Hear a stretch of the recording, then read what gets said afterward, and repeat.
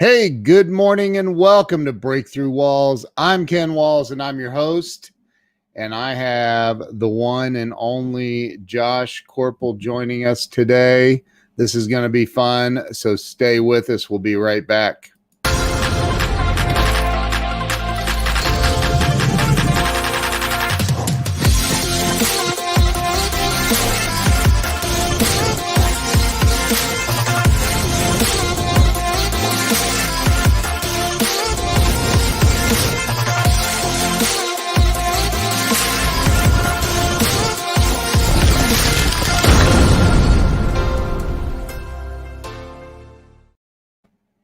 And we are back. I'm trying to get this pulled up on my phone here, but so I want to welcome my buddy Josh Koerpel to the show. Josh, welcome, man. Welcome. Oh my God, it is so good to be here, Ken. Thank you so much, man. Dude, thank you. I appreciate you jumping on here with us. And like I said, you know, this is about you telling your life story. I started this about 2.5 years ago. I've interviewed somewhere in the vicinity of 270 or 80 entrepreneurs and celebrities. And, you know, it's really about helping people get unstuck. Yep. Yeah. So, I've been there. I know what that's man. like. Look, by the way, I apologize for Koerpel joining us. Yeah. By the way, I apologize for all the roosters. I'm sure that everybody's going to hear. You want me to mute myself? Because I can. Nope. Otherwise, Elvis and his friends will be singing the entire time. Dude, you're in Key West, man. That you said that roosters are a pretty big thing down there. There's they're called the Key West Gypsy chickens. And wow. There's like all of this history behind them. There's a lot of cockfighting down here, like wow, 50, 60, 70 years ago. And so whenever they outlawed that, they just let the chickens go. And all of these things that came from places in the Caribbean, like Haiti and Dominican Republic, and made their way to Keys. That's crazy, dude. Yeah, and they just roam around. They roam around, and to be honest, so the other day, like I've been dealing with this for the last 4 months. All of these roosters, and I finally decided to watch some YouTube videos to understand what they're saying, because they have these different calls. And if you can translate what roosters are saying, you can understand like what the situation is. And so I started watching all of these YouTube videos on how to translate chicken speak. And I learned a lot. Wow. Yeah. So you know what they're saying. Yeah. Well, you can understand. That sounded like a jet. That didn't sound like a rooster. Yeah, we've got like the airport right over there. I'm telling you, man, there's all kinds of craziness happening. To be honest, yesterday I was in the middle of an interview just like this, and right over here, about 50 feet away, in this because I'm on a porch in Key West right now. So right over there, just this naked dude just showed up and started screaming his head off, and the cop showed up, and it was this huge deal. Like that's just what happens around here. You got to really put the blinders on. Wow, that definitely will help you stay focused. Yeah, it takes a lot of discipline. So Josh, let's start with telling everybody where you were born and raised. Pittsburgh, Pennsylvania. Go Steelers. Yep. Born and raised, and then I stayed there until high school, and I went to college over at Denison University in Ohio, and from there, I never really went back to Pittsburgh after that. Wow. Now, do you still have family there? No, they're all from Cleveland. So once my sister and I left, they kind of migrated back towards the Cleveland area, and now it's just cool to visit every once in a while and see how Pittsburgh's changed. But I love that city. Yeah, dude, I have a Steelers football. Oh, look at that. Come on, man. Yeah. So, did you ever go to Pittsburgh back when they had the igloo? Did you ever watch any hockey games, the Penguins under the igloo? No, I know that the Pittsburghians, is that how you say it? People from Pittsburgh, though, love the Penguins more than they love the Steelers. Ooh, I don't know. I mean, I think it's a toss-up. It's a toss-up. I mean, I've traveled a lot. Yeah. And every once in a while you see a Steelers bar in some random place, Yeah. I've never seen a Penguins bar. So Right.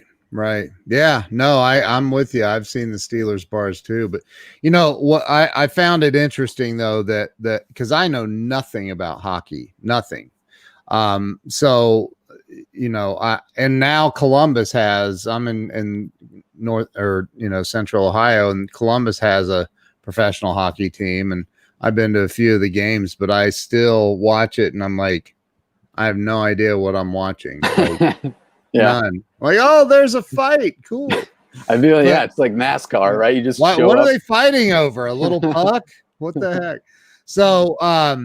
So anyway, tell me what it was like for you, growing up, because here's why I ask. I think that typically there's some person, some event, something that kind of occurs or influences us as children, and kind of not determines, but pushes us in the direction of what we become as adults. So when I say that, does anything come to mind as a kid that, like, yeah, this kind of pushed me in that direction? Yeah, a little bit. Yeah. I was always really creative, and I used to roam around. I mean, back when there were the like JC Penney's and things like that. I mean, there still are, but there's just few and far between. But back when my mom would go shopping at this mall, Ross Park Mall, she would just do her shopping, and I would, being small, like 6, 7 years old, roam around the floor and just find all of these random broken pieces of hanger and rubber bands and little tabs that detailed the sizing of things. And I used to combine them and build these tiny little machines and stuff. And wow. And I very vividly remember that. And I didn't know it at the time, but that sense of curiosity really stuck with me throughout my entire career. And I think, I think it has a lot to do with what I've been able to accomplish, and just the kind of relationships and conversations I've been able to have and stuff. So when did you like work as a teenager? Did you start working anywhere? Yeah. Well, my first job was I was a golf caddy, which, if anybody's ever done that, it's a grueling job. It can be a grueling job sometimes. But I did that. I was a lifeguard. I worked in a rock wall. So I was big into rock climbing, and when I was younger, so I worked at a gym in North Park called the rooster sound effects are awesome, and they're not even sound effects, they're actual roosters. I wish I could show you. They're like right over there. That's so awesome. But yeah, so I did a whole bunch of different odd jobs. When I was 16, I actually was an exchange student in South America. I lived with a host family for a year and went to school in Chile. So wow. So that changed everything, because I didn't speak Spanish when I went down there. My host family didn't speak English, so the first couple of months was really difficult. You learn the language to survive. It's a whole completely different culture, and nowadays when you hear about kids saying, "Oh, I'm going to go study abroad in like Spain or France," it's not, I don't want to discredit it or anything, but man, when they do that, they send you over to a school where you're in classes with other English speaking kids. The teacher speaks English. They didn't do that for me. You fly down to South America, you get to the airport, your host family picks you up, they throw you in the school system, and they say, "Hey, see you in a year." Like, there is no special treatment. Like, you have to learn the language to learn. Your host family spoke nothing but Spanish. Yeah. Yeah. Wow. And Chilean Spanish is really difficult to learn. If I would have gone to somewhere like Guatemala, it would have been a different story, because they speak clearly. It'd be as if some German exchange student wanting to learn how to speak English would come over to the United States and learn, have a family in Nebraska, something with, just a clear sort of accent. But not in Chile, man. That's like the German exchange student going down to the deep South Louisiana bayou and learning how to speak English that way. It's just all slang and real fast. It's just real slurred. I don't know. It's crazy. How did you say I want McDonald's? Or yo quiero McDonald's, right? Like, and by the way, they say for anybody you that didn't know Spanish, that though when you first got there, dude. That's what I mean. Like, no way. Like you learn how to say I'm hungry, I'm thirsty. Yeah, a lot of drawing on a notepad because back then, this was 96, so no cell phone, no Google Translate. Like, right? You carry around a little dictionary with you, and your sentences take 15 minutes to complete because you have to look up every single word. Yeah.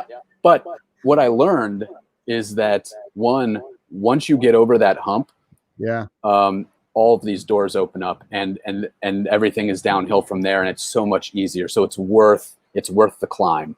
Wow. And that has helped, that experience, that entire experience of being able to adapt to people and understand different cultures and ask questions and figure out, like with you and me, when you and I first spoke, like one of the things is immediately to try and find something in common. We had a bunch of stuff in common, and that's kind of, you learn how to do that in the schoolyard and, Colegio Crep, which is where I went to school down there. How were you, okay, back up. Why?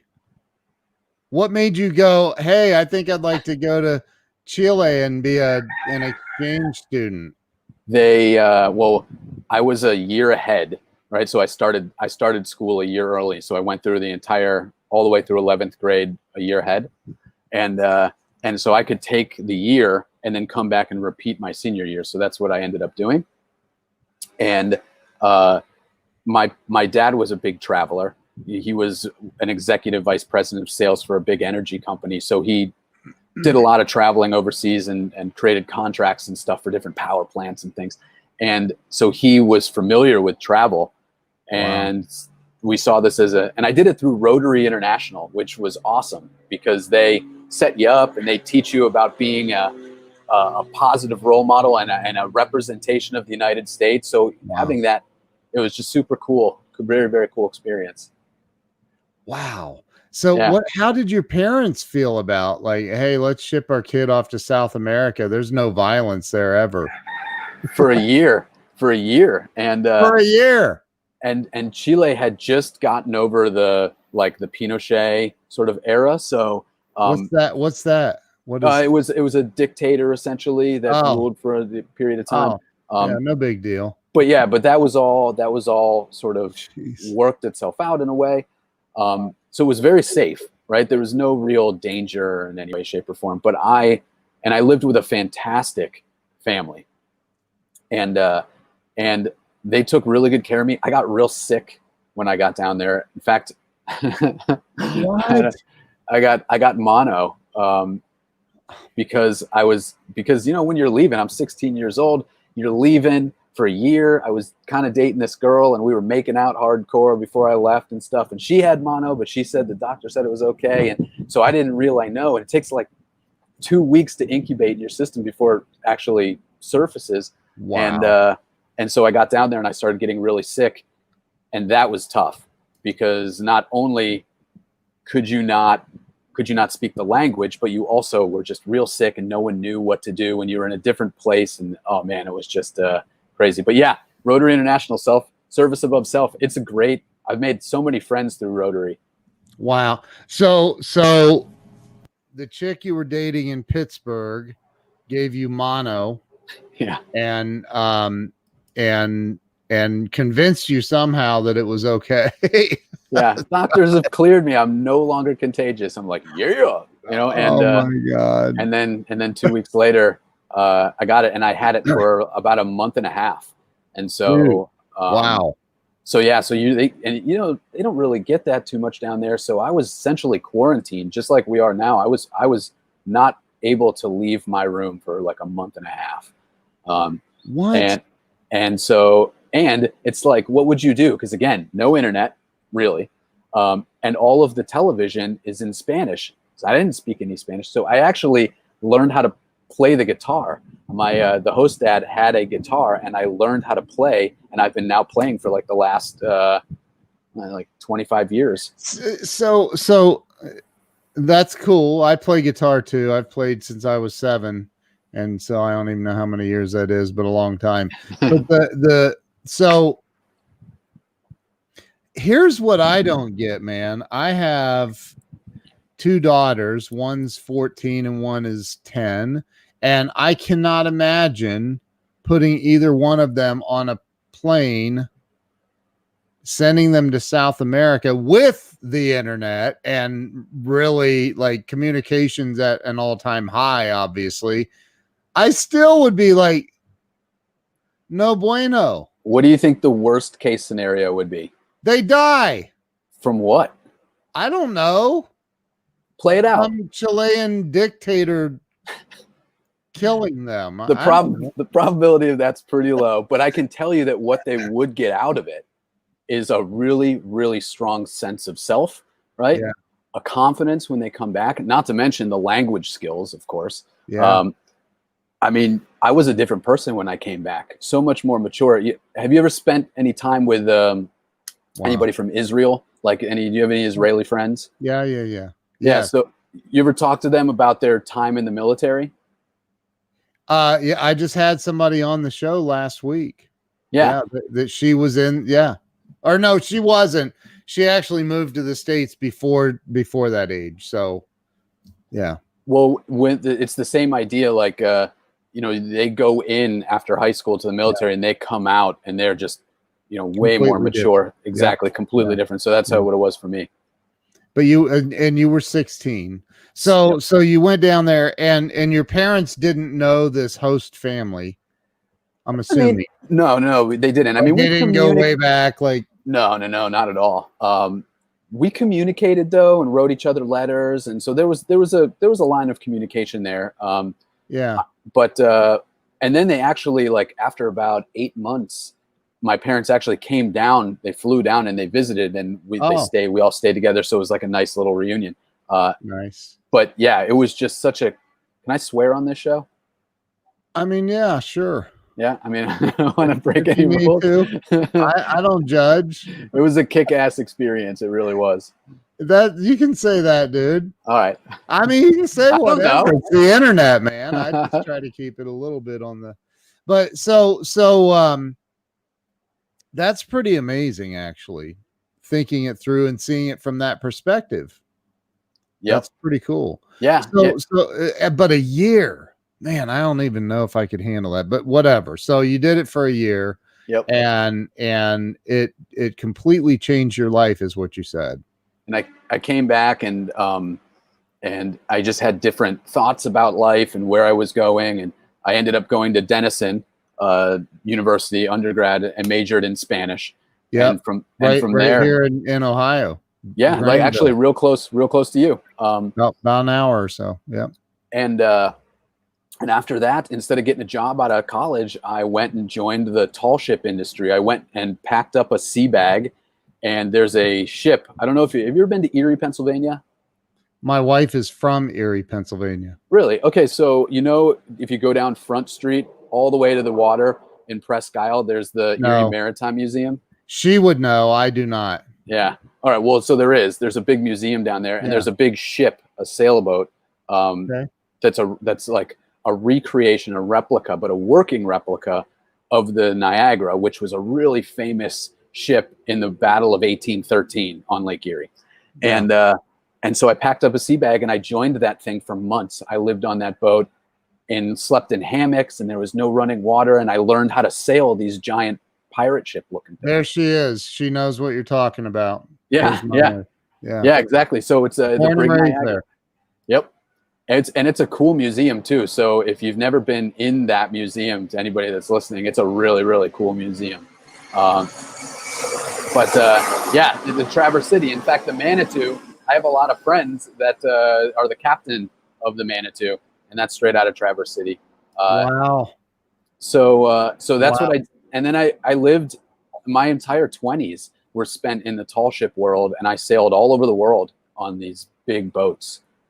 Did you ever go back to Chile? Am I saying that right? Chile? Yeah, Chile? yeah.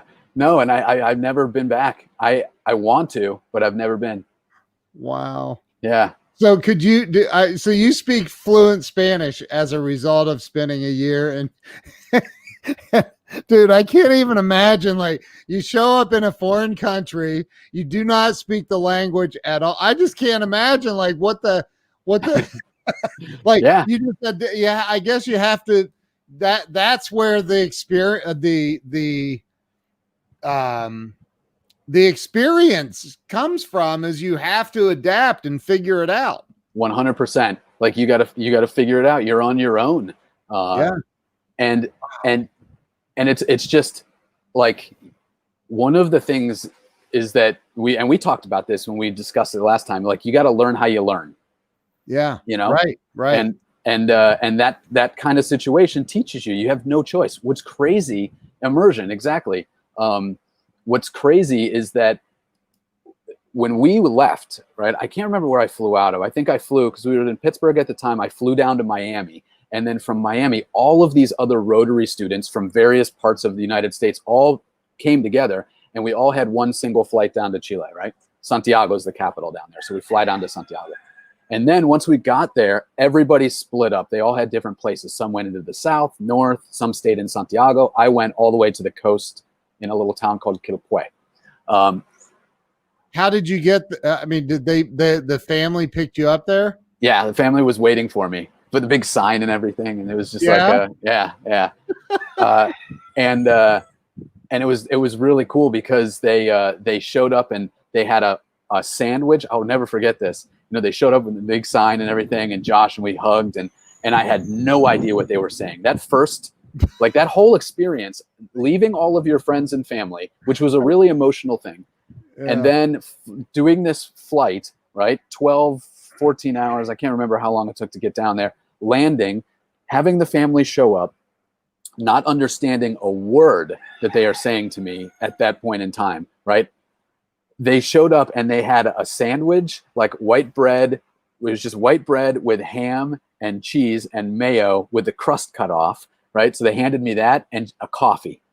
And I'd had a sandwich before, but I'd never had really coffee before. And that was the first time that I'd ever drank coffee. And that was a perfect mental switch for me. I was like, dude, you're not in Kansas anymore. You have to you have to adapt or die now. So holy jeez, oh man. And so dude, they hand you they drug us. So they, from the coast, they brought a ham and cheese and mayonnaise sandwich. Yep, they drove from home. They drove from Quilpué, which was a couple of hours, into Santiago, right? And they were waiting for me at the airport with this food and a coffee. And I remember I got back and they showed me the house and they showed me around and showed me my room and everything. And I just slept. I was so tired that I just slept for no, it wasn't. The mono hadn't even kicked in yet. But I was just tired from the experience. It was really emotionally jarring, like the whole thing. And then just being dumped into a different culture and a different situation, not understanding. I slept for 18 hours after that. I slept for almost a full day. And I finally woke up and then got to work trying to understand Spanish. Yeah. Oh my gosh. So I'm stuck on the sandwich, man. Was it in a cooler, or did they just they wrapped it up in tin foil and stuff and gave it to me, because this was the first time that they'd ever hosted somebody from the United States. So they had no idea what to expect either.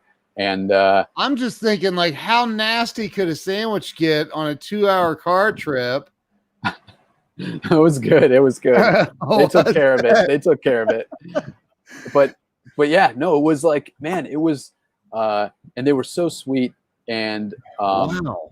And it was just, so that fundamentally changed my life, that whole experience. The coffee industry down there is big, right? Isn't it? Or is that, I mean, in Chile, is there, do they, as far as roasting? Yeah. To be honest, I have no idea. I wasn't a big coffee drinker. And then I just kind of I got hooked. When they drink it down there, they usually drink it black with a lot of sugar. And so, I didn't know the difference, to be honest. I was like this 16-year-old kid. There's 4 things that you can't do when you're down there.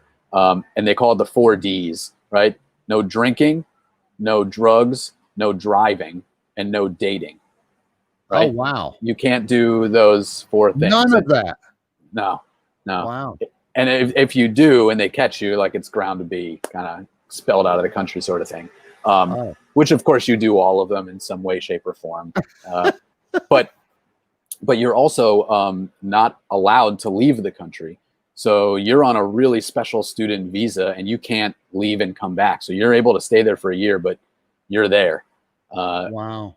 Yeah. So, wow. but anyway, I was going to say the only reason that it's important for me anyway was that some of those people, when we all came down to Santiago and split up, some of them stayed in Santiago. Like, that's where their family was, so they lived.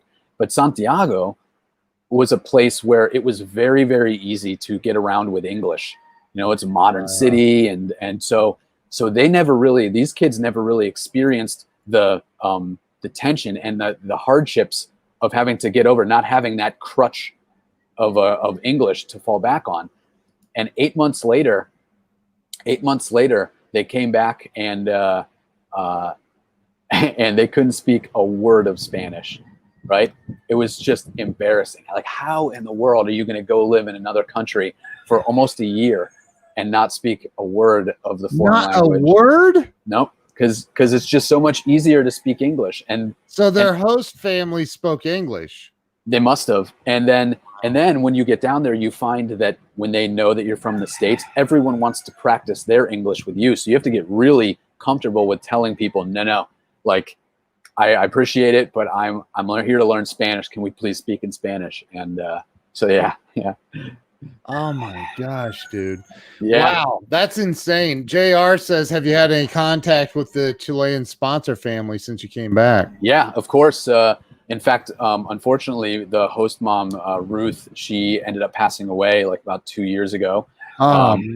And the father's still there. And we're all connected on Facebook. So I watch everybody grow up, and it's really cool to see. Wow. How many kids did they have? 3, but one of them, there was a boy, and he was my age at the time, and he actually came to the States the same time. So we just sort of switched. Oh. Yeah. Did he stay with your family? No. But he stayed close. He actually stayed up, if you're familiar with Latrobe, Pennsylvania, he was up near there. Wow. Yeah. So it was super cool experience. Looking back on it, I'll say that. I'll be like, yeah, it was no problem. But actually, in the heat of the moment, it was of course super difficult. Could you have said, I want to go home at any time? Oh, okay. Yeah, they wouldn't keep you there. But you didn't give up. You stayed and tough through it. You, dude, that's freaking awesome. So you come back, you finish up high school. What about the chick that gave you mono? Did you dump her? Like, say I can't. We're still friends, but yeah, that's about it. I don't know if I ever really told her back then. But yeah, that was, man. I almost died in Chile because of you. Thanks. It was such a big deal down there. Wow. But yeah, it was. So, I mean, that kicked off my sort of sense of adventure. Yeah. And then ever since then, I just kind of feel like I've led a pretty abnormal life. Yeah. So let's talk about you came over to Ohio, which was probably the smartest thing you've ever done. I'm just kidding. I might be biased. You came over to Granville, Ohio, which is a really, for anybody that's never been there, Granville is a quaint little, just beautiful little Midwest town with this great college there, Denison University. You went to Denison and you studied what? Not Spanish. Yeah, no, I majored in Spanish. Oh, jeez. Yeah. Did we talk about that? Well, like, I was an econ major up until junior year. Okay. And then I went I studied in Spain, in Valencia. So I lived in Valencia, again, with another host mom. Wow. But I did that for like 4 or 5 months, and there was an error, like, I don't know, it's some miscommunication with the way that the credits were going to transfer in the school that I was going to in Valencia. So when I came back to Denison, none of the econ credits that I had taken, any of those classes, counted towards my major. But what they did count towards was a Spanish major. So at the end, I had to flip it to a Spanish major just to graduate on time and double time it. Wow. So I did that, and then after I graduated, just went off to sea. So you go to college, you go up to Erie, Pennsylvania. Yep. Which I've been there once with my wife, and I was like, what is going on in this town? Not a lot. Like, not a lot. But so you went there. What in the world? How do you go from, hey, I love going to South America and learning Spanish, and now I think I'm going to go on a maritime adventure? I mean, it's just, I knew that I wanted to be on the water. And why? How did you know that? I just felt it. Like, I'd been on vacations and stuff where we were fishing, and I said to myself, man, I need to do this. I need to have this in my life somehow, in some way, shape, or form. It needs to be there. And at the time, yeah, you're getting all kinds of flack for ripping on Erie, huh? So at the time, the Brig Niagara took volunteers. They said, look, just give us 3 weeks of your time, and we will teach you everything that you need to know about sailing for free. And wow. I said, why the hell not? And I did, and I stayed way longer than that. I stayed like 3.5 months. I participated in their downrig. I'm 39. And after that, like, that got me into a mindset. And so after that, like, whole experience, I ended up getting a paid job on another ship that was sailing out of the Great Lakes. And then we rounded around. If you've ever been out the Gaspé Peninsula and the St. Lawrence Seaway, like, yeah, I do that at least once every 6 months. Good. It's good for you. I've never done it, dude. I have no idea what you're talking about. So you can sail out of the Great Lakes, right? So okay. The Great Lakes are connected to the Atlantic Ocean, and you have to go through a series of locks called the Welland Canal, and you have to sail up the St. Lawrence, the river, and then.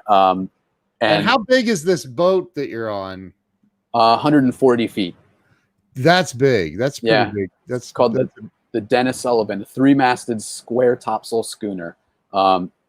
Anyway, so we did that, and then we rounded around, and we went into Halifax, Nova Scotia.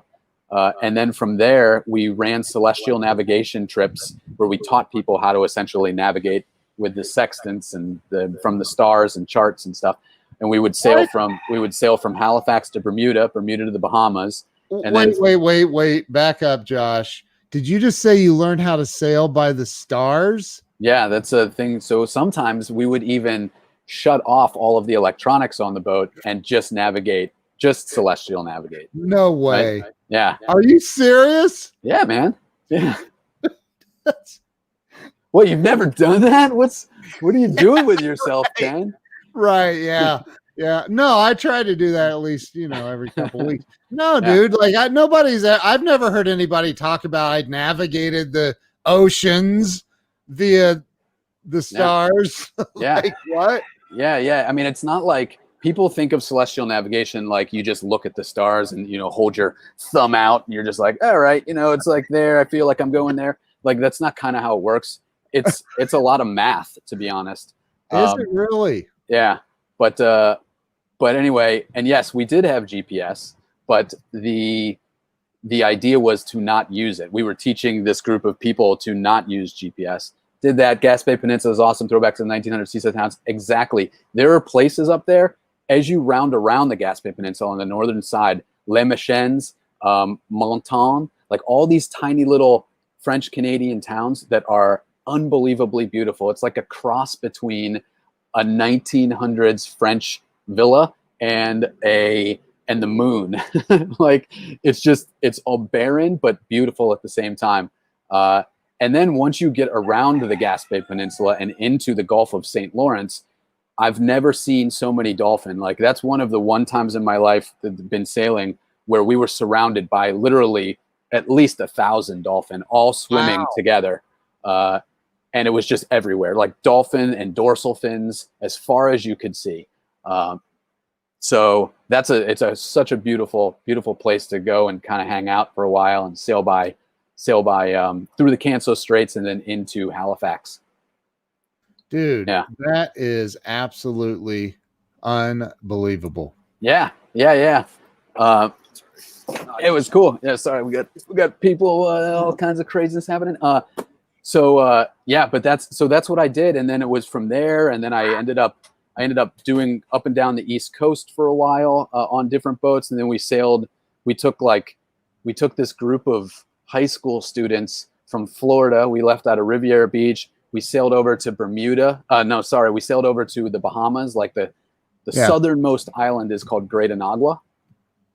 And it's a really cool place. They have like one of the largest collections, the largest flocks of pink flamingos. And so they bring on the Outrock and Christopher Cross. Yeah, you really do. I mean, it's we didn't play that while we. I don't even know. Christopher Cross sang that song "Sailing." Oh. Right? And the yacht rock is like a whole genre of music.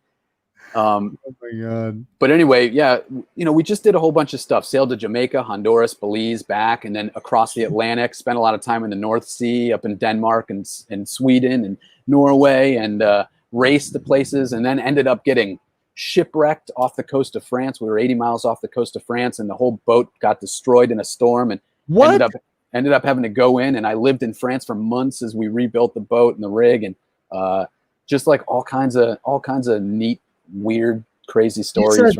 Wait, did it sink? It didn't sink.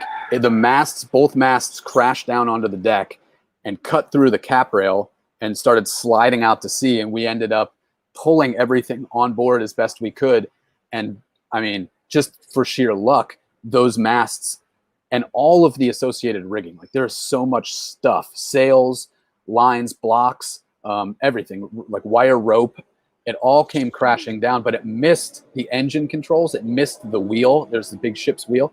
Yeah. So we were able to kick on the engines after we checked to make sure that we weren't taking on water, and motored in and lived in a little town called Saint-Nazaire, which, if you're familiar with the western coast of France, it's like the Loire River where Nantes is. It's like a little seaside town, and we stayed there and rebuilt the boat.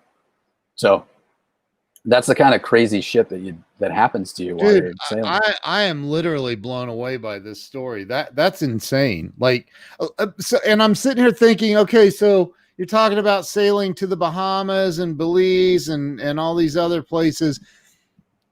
How many of you were on this 140-foot ship? It depended, but probably between 8 and 15. Just kind of. And did you have to have like your passport? Sure. What if you're just sailing past Belize and you don't stop? Do you still can they board your ship and say, give me your passport? Or every country, there is a demarcation line essentially. So go out a certain number of miles. I don't know what it is really for Belize, but like for us, I think it's 3 and then 10, 3 and 12. That's technically their waters, anything inside that line. So if you were to sail in there, potentially, I feel like, they could probably board you if they wanted to, but we never, if you're just sailing by, like they normally don't. Where they do actually is when you sail between Cuba and Jamaica, like there's like a little passage there, and there's just Coast Guard cutters everywhere around there, making sure that you're not smuggling drugs and all kinds of stuff. Yeah. Wow. And of course you were. And of course, yeah, we had it hidden everywhere. Oh my God. How old were you when you did all that?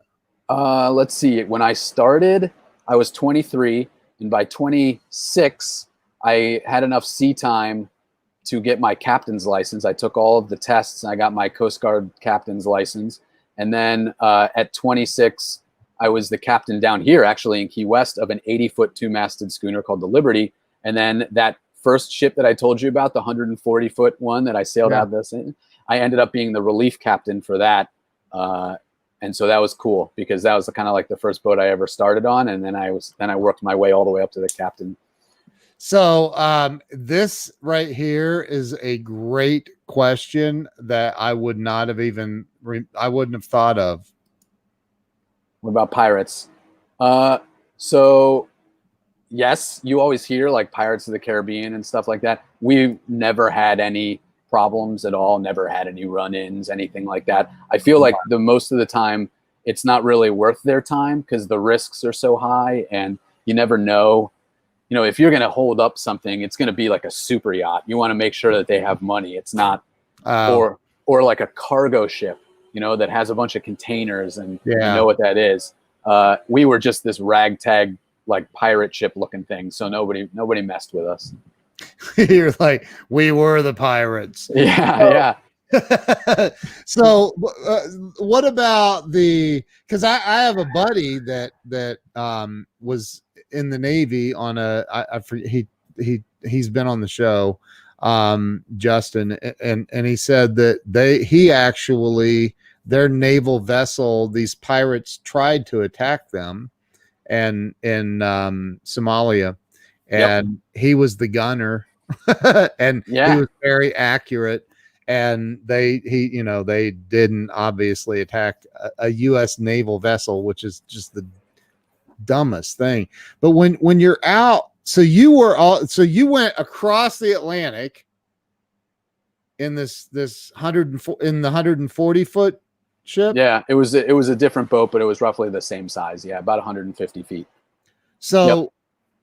I mean, that's a pretty big ship, but out in the middle of the ocean in some of these storms, you get. Oh, dude, I should send you some pictures. Like I managed to take a couple of shots with a disposable camera while like there was some pretty massive storms and things like that. And whenever you see pictures of waves, it never really gives them justice, right? Like they just look smaller on photos. But this one picture, I'll send it to you. We are just completely engulfed. I mean, the stern of the boat is huge. There's people in the background, so you can see some perspective and some scale. And then there's just swells that are 30 feet above us. Dude, I've seen there's YouTube videos of these, giant ships going through and just being they're I don't know what you call it, the front of the ship. Yeah. What's it called? The bow. It's like straight down and the waves and it's like, and they come up and they go back down. I'm like, dude, you went through that? Yeah. And you have to wear special harnesses, and clip yourself into lifelines because rogue waves, you hear those all the time. They're a big deal and they can actually just come over the stern of the ship and wash you right off. So you end up having to clip yourself in just in case. Josh, tell Ken about the dinner table on the boat that stays level during the weaves. There's like they have some boats have tables that are gimbaled, right? So as the boat rocks, the gimbaling just keeps the table level so that you perceived it never changes angles and everything's always level all the time. Yep. You can put a glass of water on, it'll stay fine. Yep. Yeah. It won't fall off the table. Yeah. In theory. It just depends on how violent it is. Oh my God. And that whole industry has that also was life-changing. I learned a lot of the entrepreneurial skills that I've got because of the tall ship industry and communication and getting, confrontation, because it's not like a regular job, right? You white knuckles in those storms, I would be so scared. You are for the first couple. You go through enough and you feel pretty confident that you can survive just about anything. You guys will be able to meet the fun guys. Yeah, maybe. Who knows? Maybe we could do it sometime. But like the first couple squalls and storms, yeah, you're kind of like shitting your pants a little bit. But you start to get to know the boat. You start to get to know how it behaves. You go through enough of those, and you're not scared anymore. And besides, like, I don't know how to describe it. Whenever you're in that situation, your mind, everything slows down and you just focus. You just focus on the boat. You focus on what needs to be done, the problem at hand. You don't have time to be scared. I mean, it sounds super cliche, but it's the truth. You never feel anything. Now, one of the crazy things, though, that I will tell you is that if you're familiar at all with these boats, there is a bowsprit. It's the part of the bow of the boat, right? That stick that sticks out at an angle, Yeah. right? And that's called the bowsprit. So as the boat is going along, right, it's going like this, and that bowsprit actually, depending on how big the waves are, it goes underneath the water, right? It's 30 feet off of the surface of the water if the water was just level. What's it for? Why is it there? Because it allows you to have sails farther forward and balance the boat out. So because there's sails out there, there's a lot of times where you as a crew need to go out onto the bowsprit in really heavy weather and do something with the sails, put them away or set them or whatever. And when you're in really bad weather, what happens is that it's like an amusement ride. You can feel the bowsprit rising and falling, and when it's falling, you feel it, and as soon as you're about to go underwater, you grab on and you hold on and hold your breath, and you get dunked underwater like 10, 12 feet, and then come back up, right? Take a breath, do whatever you're doing with the sails, right? What? Do it again, and then the boat goes back down again. So you grab it, go down underneath the water, and come back up, and you're just out there for as long as it takes to do whatever it is that you're trying to do out there.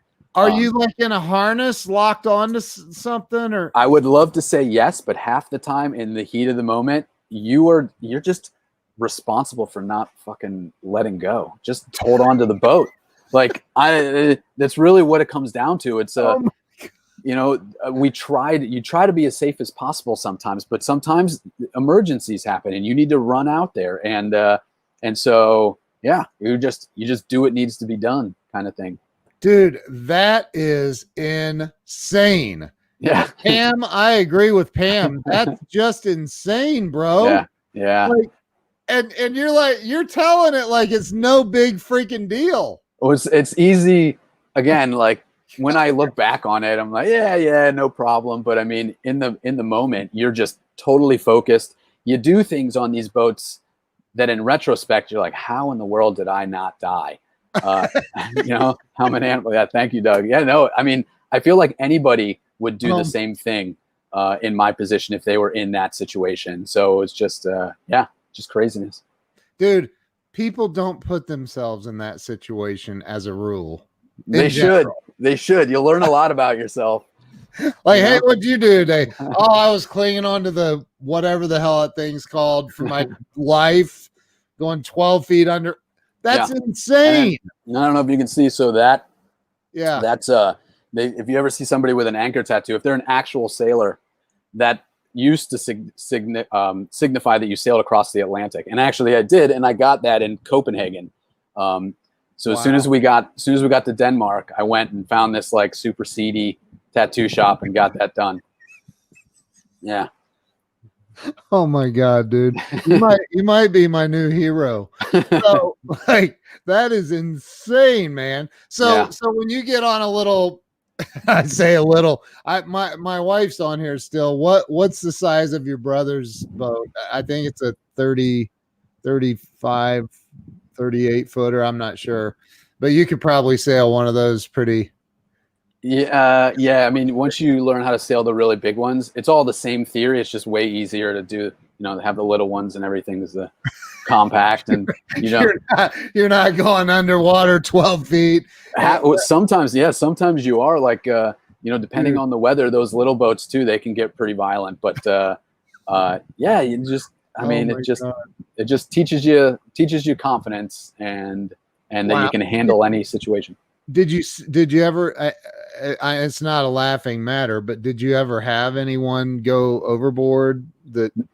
Nope. We did. I was telling the story the other day to somebody. We did once have a passenger that we were off the coast of Hatteras and it was in the middle of the night and there was just a massive storm and we ended up having to drug her in a controlled way, but we had to knock her out because she came up on deck and she just saw the chaos and the wind and the waves and everybody's screaming, not because they're they're panicking, but because that's what you have to do when there's a lot of wind, you got to scream commands at one another and make sure everybody's on the same page. And she saw that and just freaked out. And so we ended up having to kind of just put her down for a little bit. And she slept for like 10 hours and woke up and we were in Charleston and then took her off the boat. But yeah. Oh, wow. Yep. Wow. That is crazy, man. So, eventually you don't do that anymore, right? No, now I live on a boat, but now it's just a 32-foot west sail, and it's just north of New York City right now, so it's not quite the same. But I miss it. I do miss it. Yeah, and I'll have to come back one time and tell you. I mean, I could just talk about this all day. I have so many stories about. Oh, you have to go. That's right. Shoot, man. Yeah. I completely forgot. I was so enthralled in your story, dude. And because you didn't even talk about you're traveling around the U.S. on a motorcycle and. Yeah. Wow. Story for another time. We'll make, yeah. Wow. Dude, what a story. Everybody go follow Josh. Where's the best place to follow you? Best place, I mean, you can find me on Facebook, just Josh Koerpel, or Saltwater CEO on Instagram. Dude, you're a rock star, man. I want to have you back on. Look, my wife even says we would love to hear more. What a great story, dude. Great story. Yeah, thanks. Hey, thanks for coming on. I'm going to end the live stream. Hang with me real quick if you would. Sure. Unless you got to bounce now, but hang on. Thank you for being on. We'll get you back on, tell the rest of your story. What an awesome story, dude. Thank you for being here. Yeah, See you guys later. See ya. All right.